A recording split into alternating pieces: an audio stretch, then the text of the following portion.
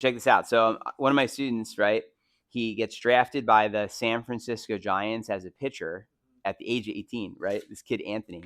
And I'm like telling him, I'm like, Anthony, you have to do this slow because then you'll be able to do it fast later, you know? And he gives me this like smart remark and he's like, yeah, I know.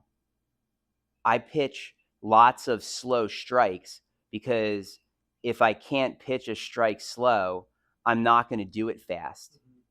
I'm like, kid's a freaking genius. That's why he's getting drafted by the San Francisco Giants at the age of 18, right? He literally, it was like I was preaching to the choir, is what he knew it. He was like, yeah, he's like, so this kid's in his backyard or wherever he throws, and he's sitting there doing perfect form in total slow motion with perfect delivery, because then what happens in the brain is you're hitting the correct neuron chain, and then you're grooving this neuron chain, right? Boom, boom, boom, boom, boom, boom, boom, boom, boom, boom. And then eventually when you have to go faster, your body's like with it, like, oh yeah, I know this chain, I know this process, we did this so many times, I know all the steps. You with me on that? And so it's brutal, but going slow actually helps speed things up. Point in another way, if you would switch me, Tiger and Butch Harmon, what they used to do, Tiger, he actually used to do full swing 7-irons and only send the ball 10 yards, then full swing and only send it 20 yards, full swing only send it 30 yards, and every 10-yard increments from 0 to 170, right? All with a full swing. So what that looks like is doing something like this. Ready? Watch this. Ready? Full swing, slow motion, send it 10 yards.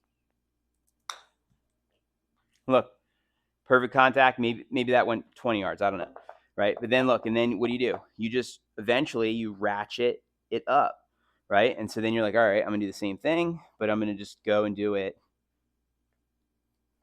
a little bit further, and then a little bit further, and then you graduate up while you're doing the right motion. And then what would happen is if he did bad form, guess what he would do?